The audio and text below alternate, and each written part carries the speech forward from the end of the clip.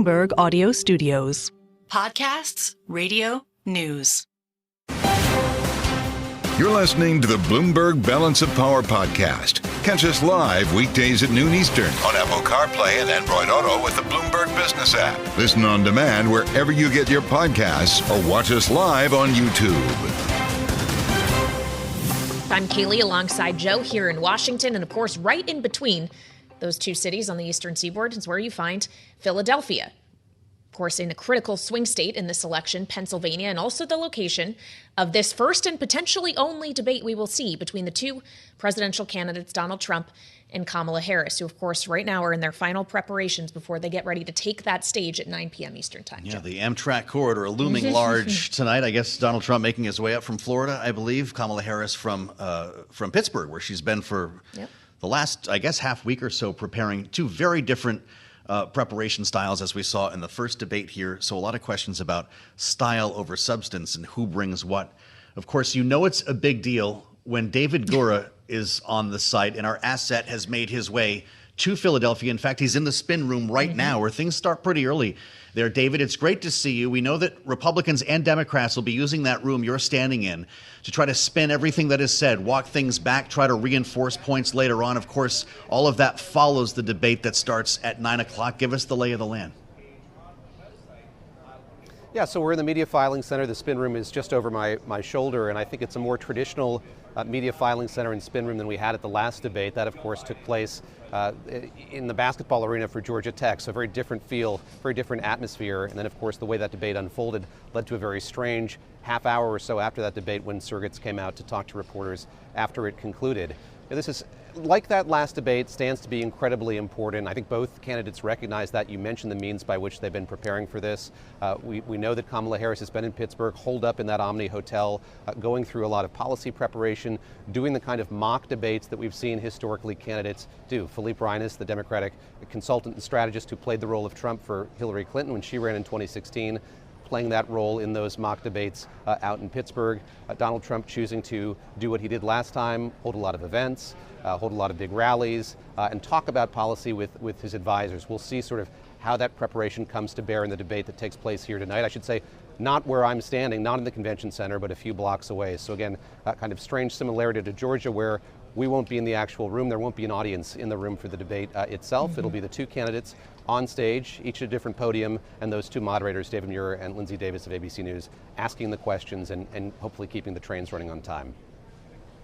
Well, and it's not just the lack of a live audience that makes this more unique compared to presidential debates we've seen in the past, David. It's also muted microphones when it is not the candidate's turn to speak. We saw this tested first on the CNN debate between Trump and Biden back in June. How is that going to be consequential in determining how these candidates conduct themselves, knowing Kamala Harris was pushing back heavily against these rules up until just a few days ago?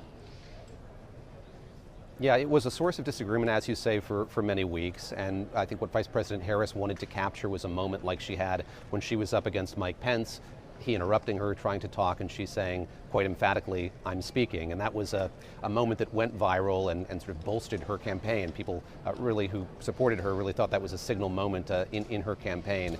You're not going to get that this time around. Again, it's the same rules that we saw in Georgia. And I think what's interesting is what the commentary was like going into that debate in Atlanta. A lot of people thought that would be a detriment to Donald Trump. But again, the circumstances of that debate were so strange and unpredictably so, and it was actually Donald Trump in that debate who was, dare I say, more muted, or not somebody who was interjecting a lot over the course of that debate. Of course, he could do that tonight. The vice president could do that as well. Even if we don't hear what the other candidate has to say, he or she could say something that razzes or kind of needles the other candidate, and that could manifest itself at least in how they react to it on the stage. All right, Bloomberg correspondent David Gura live in Philadelphia. We'll, of course, be checking in with David all evening and through the night here on Bloomberg TV and radio, as we have many hours of coverage of this presidential debate prepared for you. And of course, with us for the duration is our signature political panel, who is here with us now. Jeanne Zaino of the Center for the Study of the Presidency and Congress, where she is a senior democracy fellow, together with Rick Davis, Stone Court Capital partner, as well, Republican and Democratic strategist, respectively. Jeanne, I'll start with you, just because it is Kamala Harris, the vice president, who does seem to be coming into the debate with more momentum than Donald Trump has at this time. Does that make the bar even higher for her? Is she actually the one who has the most to lose tonight? I think that the bar is higher for her because, let's face it, more people are unfamiliar with Kamala Harris. I mean, it's stunning because she's been vice president for 4 years. But that said, a lot of us as Americans, excluding you guys, you've watched politics all the time. You don't have as much attention paid to the vice president normally. So she's less of a known figure. Donald Trump, this is his third run at the White House. He has been president. People know him. Even looking at the latest New York Times poll, you had almost 3 out of 10 people say, or respondents say, that they wanted to learn more about Kamala Harris, and only 9 out of 10 say, or 9 out of 100 saying they wanted to know more about Donald Trump. So the stakes are higher for her in that regard. And of course, he's much more practiced at this, having done this so many times at this level. So I do think the bar is a bit higher for her. And of course, let's not forget the gender factor. For a woman to face Donald Trump, we have seen it before. It is a challenge that she is, I'm sure, ready for. I think she's going to do a very good job, but it does change the dynamics. And we've seen this throughout the last 20, 30 years in American politics when men and women face off on the debate stage. Well, you do wonder which Donald Trump is going to show up tonight. Maybe they all will, Rick. Is this going to be Comrade Kamala Donald Trump, someone who questions her racial identity? For instance, some of the things that we've heard from him that have offended voters, or is it going to be, look at what I did for the economy? Look at the wall on the southern border, or do we get both? Well, Donald Trump is good at a debate technique called Gish Gallop, which is, regardless of what the question is, he throws out 5 or 6 different attacks all at the same time and tries to basically get his opponent to buy into that. And of course, Joe Biden did exactly that in the first debate this year. He started responding as much as he could with data to, refute all these outlandish claims that Donald Trump would just throw out there. And we don't know if Donald Trump even believes these claims himself. But when you start actually defending or responding to outlandish claims, you've immediately lost the debate. And so I think that that's what we can expect to see out of Donald Trump. It's a well-honed technique that debaters use, and nobody really knows whether he actually thinks he's doing Gish Gallop or whether he just does it because he's Donald Trump. But the other thing I'd look at is Lindsay Davis, who's one of the moderators. She has a unique standing in this sort of debate with Donald Trump, in that he hasn't handled female questioners very well in the past too. And so I'm dying to see what kind of dynamic gets presented with Lindsay's moderating.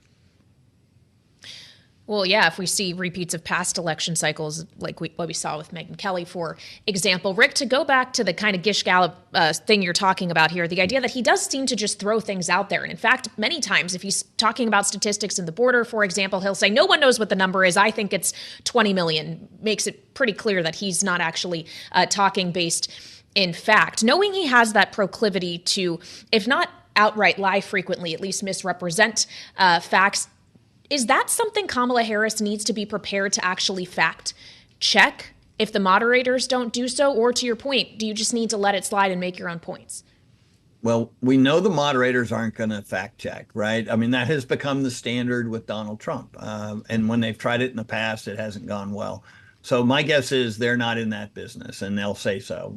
The reality is, when you try to then fact check all these outlandish claims, you then lose all the initiative that you're trying to promote on what you're talking about. So you're just responding to the negative, to the attacks by Donald Trump. So that too isn't necessarily a good debate tactic, to just sort of take his lead, especially when you can't rely on any of the data that he has. And so I think that's something that people are on to.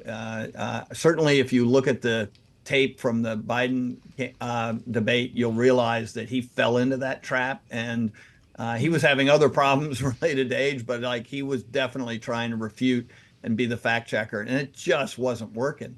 There's no wall too high to get over on that one for Donald Trump. So my guess is she stays away from it and uses this opportunity to communicate, her capabilities to the few voters who are still searching around for an alternative to Donald Trump. We've seen some pretty serious pre-gaming from both campaigns. Donald Trump today rolling out new endorsements from 47 prosecutors. He will, of course, talk about her role as a prosecutor in California. She's out with a new ad following the one yesterday we talked about called The Best People. There's one now featuring Barack Obama's speech at the convention in which he talked about Donald Trump's obsession with crowd size and the sizes of other things.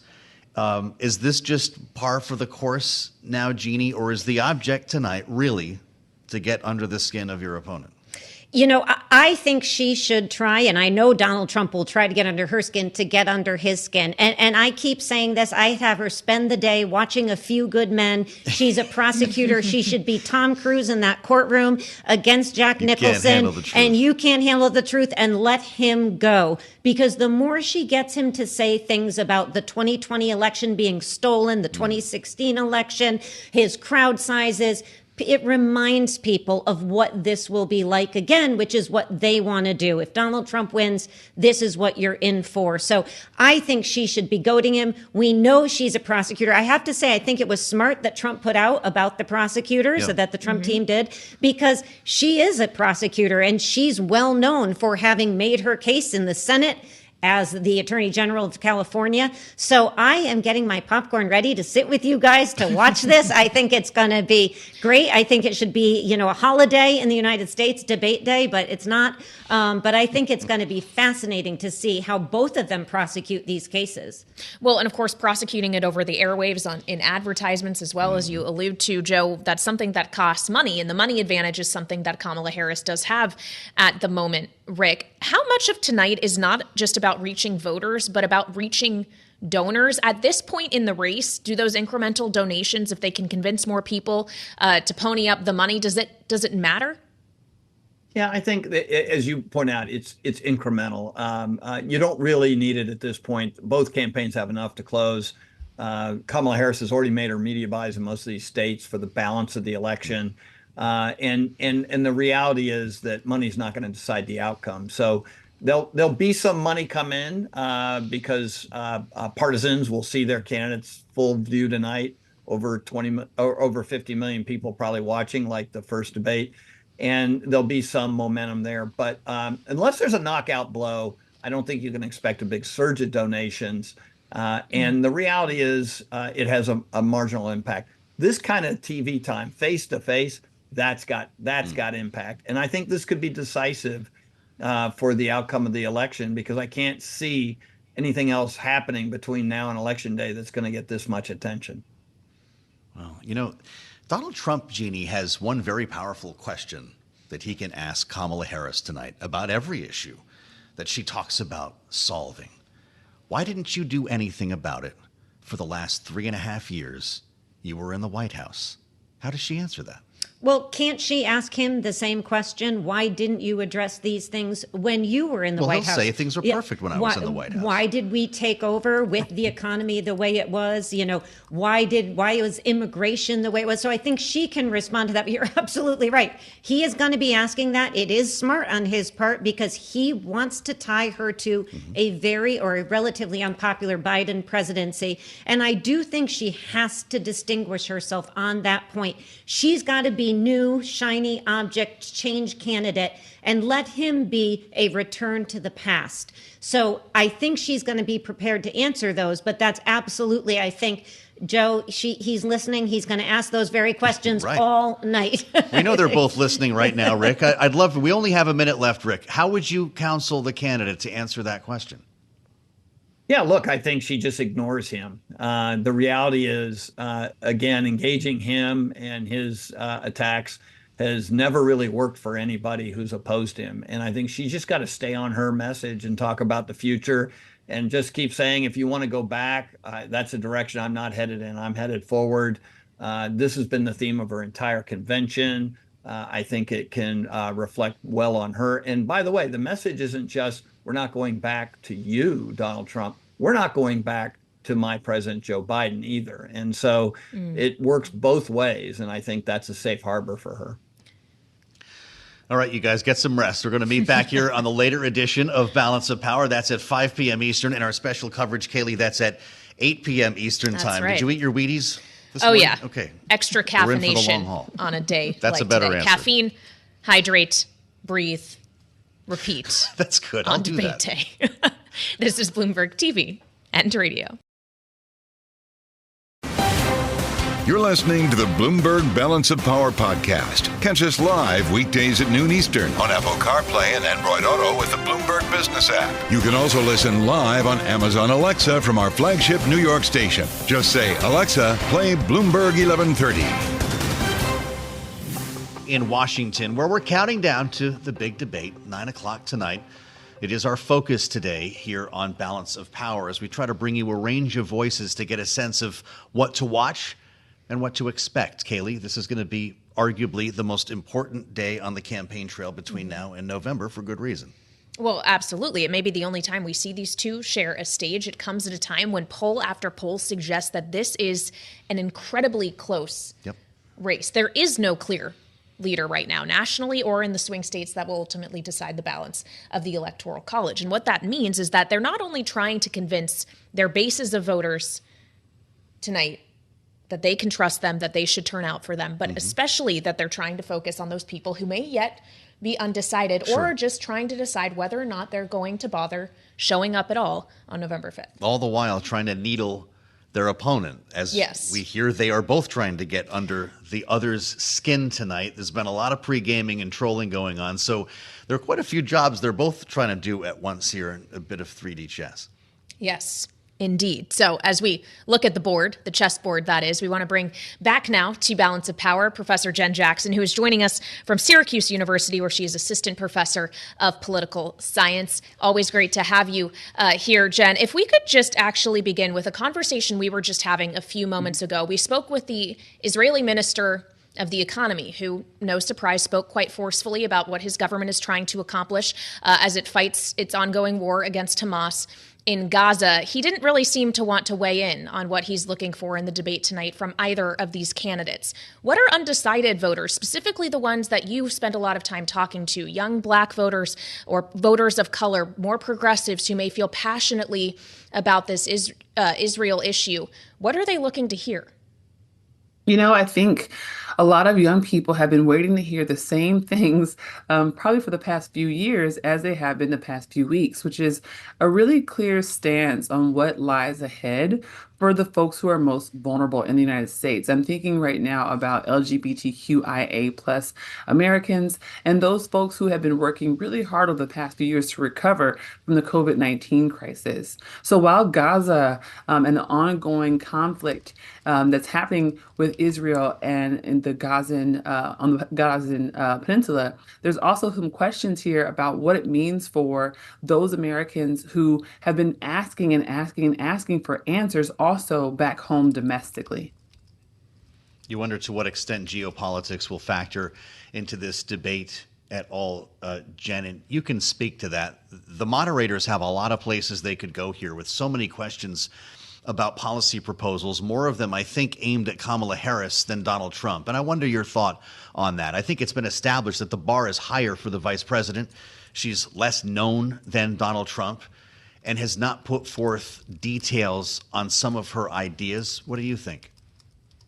You know, I think they have different issues that they're facing tonight, right? So what we know is that there's a lot of concern about Project 2025 and the fact that in the first 10 pages, there are overt attacks against marginalized Americans, namely, you know, Black and brown Americans, immigrant folks, and also LGBTQIA and disabled folks. So a lot of folks who are typically associated with the Democratic Party are really paying attention tonight to hear more about how this Project 2025 might actually affect their lives.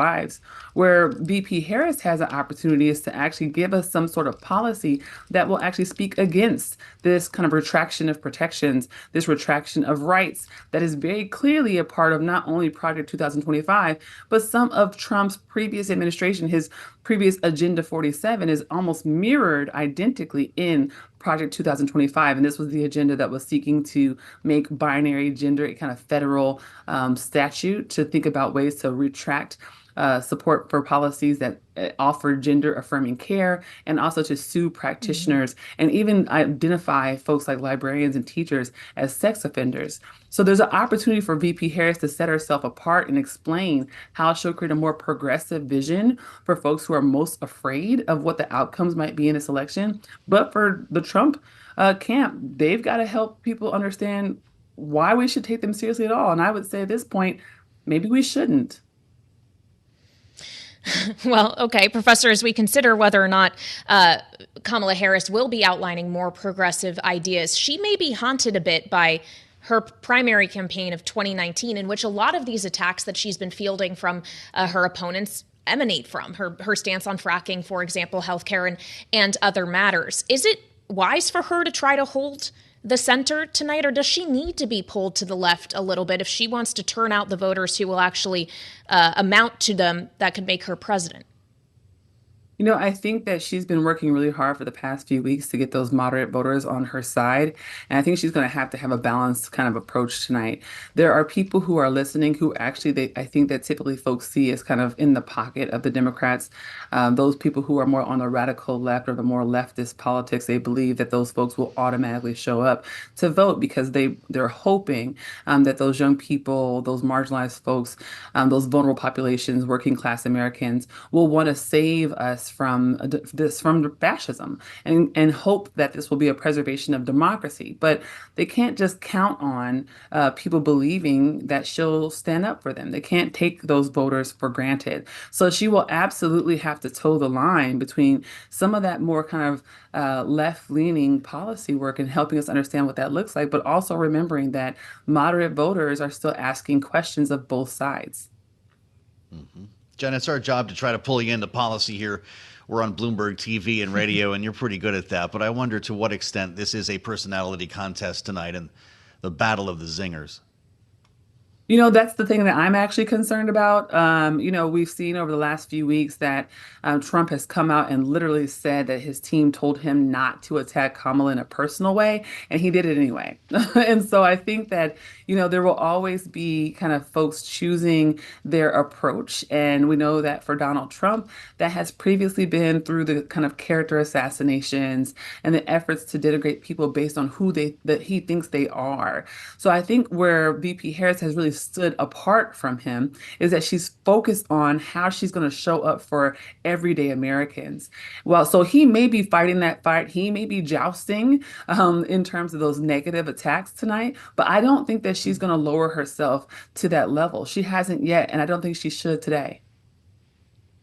Jenn, how should we be considering the role of the moderators here, knowing there was essentially no fact-checking at all in the CNN debate between Donald Trump and Joe Biden back in June? Do you expect to see different behavior from those actually asking the questions tonight? Answering them is one thing, but actually trying to solicit truth or represent truth effectively in a forum like this when millions of Americans will be watching is a major question here.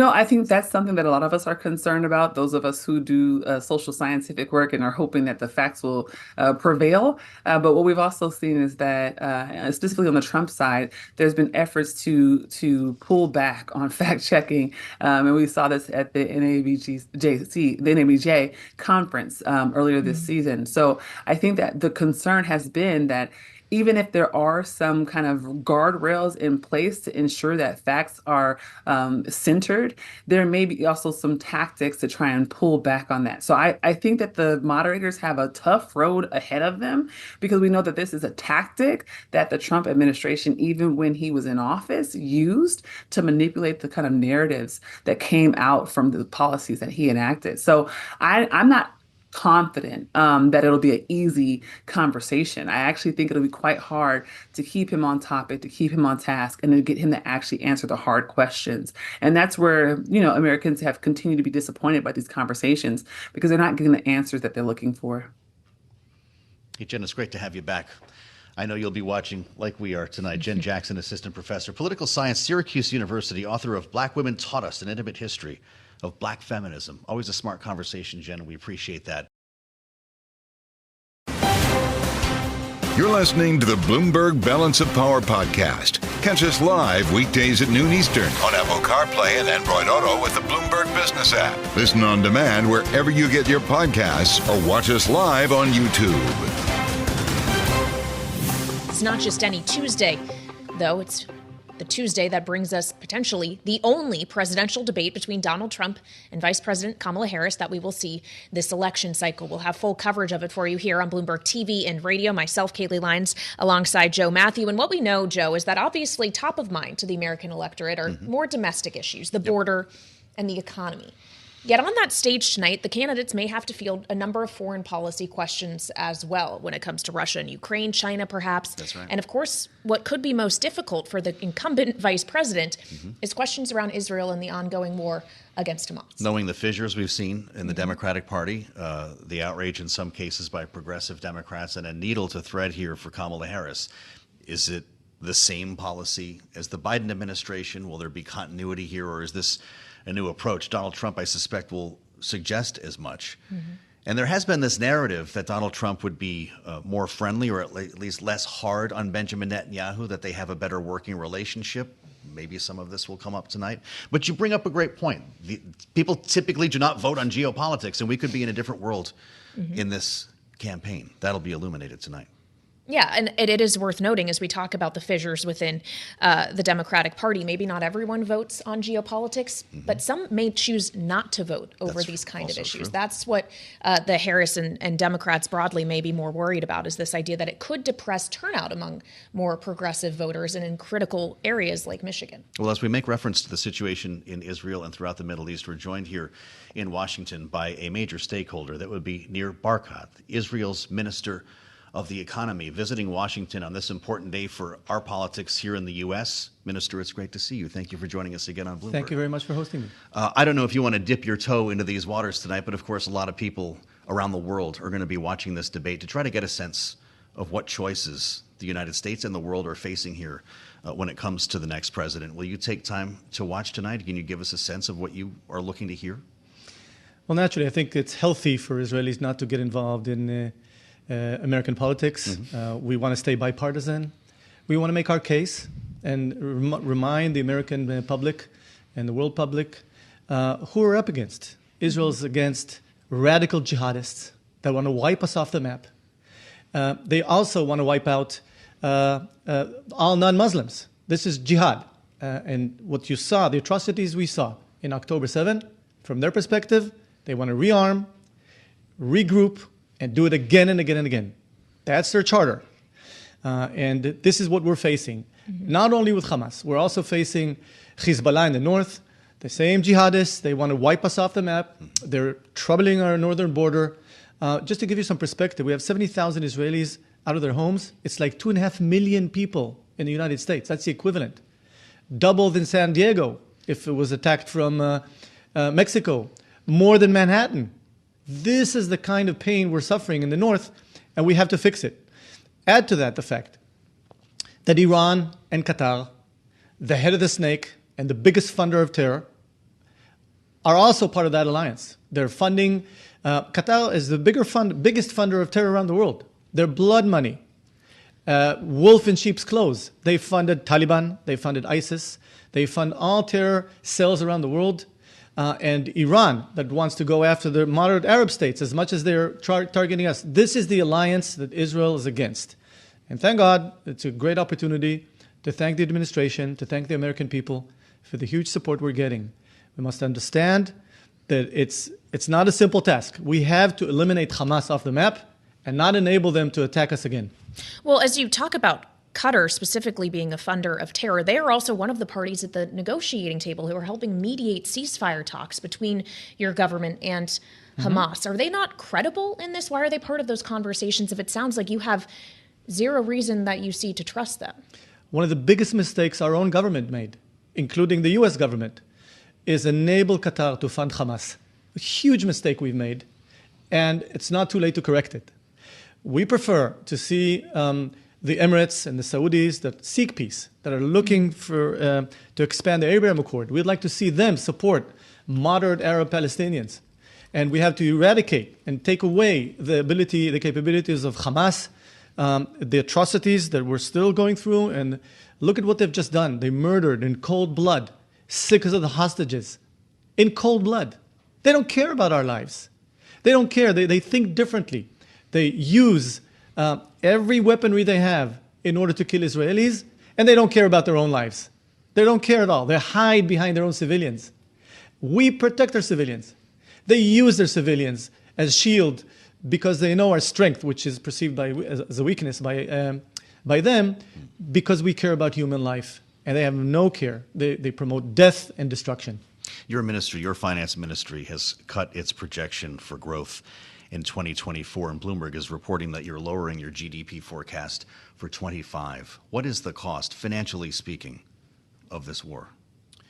Well, naturally, every round of violence in our region, there's a dip in the war. It's clear people go to reserves, and we're focusing on winning the war. Can you quantify that? Yeah, well, we entered the war at a ratio of 60% debt to GDP, which is one of the best in the world.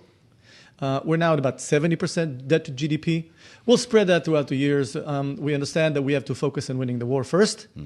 I'm here speaking to many investors, and the potential of Israeli technology and high tech is not decreased, it increased. So right now there's a bit of people are a bit shying away.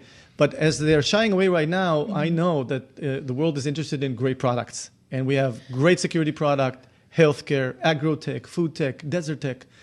We have a lot to offer to the world, and there's no doubt in my mind that you're going to see a nice spike immediately after the war of success. Well, so what are you hearing from investors about their criteria to come back in, if you will? Just that the war needs to be over, or that they already need to see a recovery in the Israeli economy? The reservists, for example, who had left their jobs being reincorporated back into the workforce. What is it going to take? It's split to two. People that are not familiar with Israel, that are sort of, they're sort of a bit of shying away because they're not certain where this is going. But a lot of Jews and people familiar with Israel see great opportunity right now because they understand that the strength of Israel's economy influences all Jews around the world. So you see, while some people are shying away, the others are getting more engaged and involved. And from my experience and coming from the tech world, I know that immediately after, you're going to see huge investment flow because we have great products, great entrepreneurs, great solutions to give to the world. And the world responds very favorably to great products, which that's why I'm very optimistic as to the future. Of course, this is an important part of the conversation here on Bloomberg, and it sounds like you're seeing across the valley to a greater opportunity. Before this all started, we were talking about the cusp of an important economic partnership with the Arab world. Will you restart those talks? Will Saudi Arabia be back in this conversation in that world? I believe so. Look, the Abraham Accords are there. The Emirates, the Jordanians, the Egyptians. Well, it's not perfect. But I see how the Saudis and other moderate Arab states, including potentially Indonesia and others, are waiting to have a window of opportunity to enter and expand the Abraham Accord. We bless it. Well, I think it's great for the stability of our region. The Sunnis, which is the moderate Arab states like the Saudis and the Emiratis, are threatened by Iran.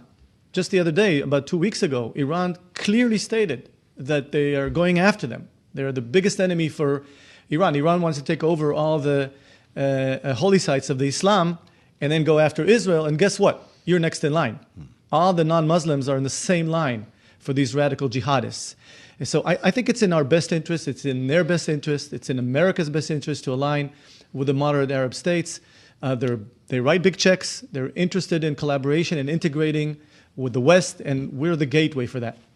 Well, of course, as we consider the Middle East as a whole and the fact that we're seeing a presidential debate tonight between two candidates who will not, one of them will be president in January. It will not be President Biden, who has said one of the things he wants to accomplish before he leaves office is peace in the Middle East and a ceasefire deal. Does the Israeli government have confidence this is something that could happen within the current administration, or is this going to be something Donald Trump or Kamala Harris have to continue? We always wish for peace. And if there's a way, we will be there. Do you see a way right now? The challenge is, a ceasefire is very simple.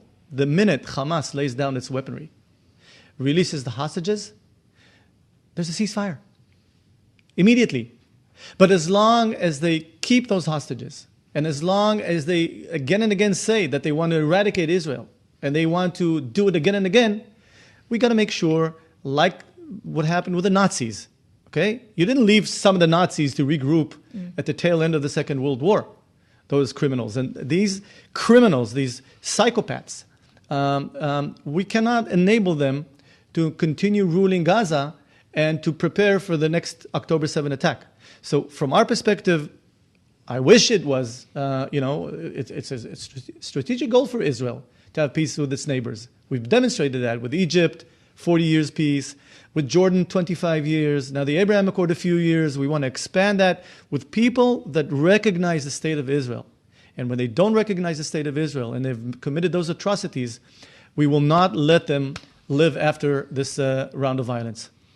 We only have about a minute left, Minister. What has been the economic impact, if any, of the recent strikes that we've seen? There was a call for a general strike recently. Can you see that borne out in the numbers? I'm proud of our democracy. It's a real democracy. Debate, people go out to the street. And by the way, sometimes on both sides of the aisle. And they have the right to go to a strike. Eventually, there's a price for democracy. Israel's willing to pay that price. We're proud of it. And being the only democracy in the Middle East, enabling people to succeed with human rights that no one around us has such human rights. And we're very, very proud of that. It's part of the price, and I'm proud of our democracy. All right, we have to leave it there, Minister. Thank you so much for joining us here in Washington while on your visit. That is the Israeli Minister of the Economy, Nir Barkat. We appreciate your time, sir. Thank you for being with us. Thanks for listening to the Balance of Power podcast. Make sure to subscribe if you haven't already at Apple, Spotify, or wherever you get your podcasts. And you can find us live every weekday from Washington, D.C. at noontime Eastern at Bloomberg.com.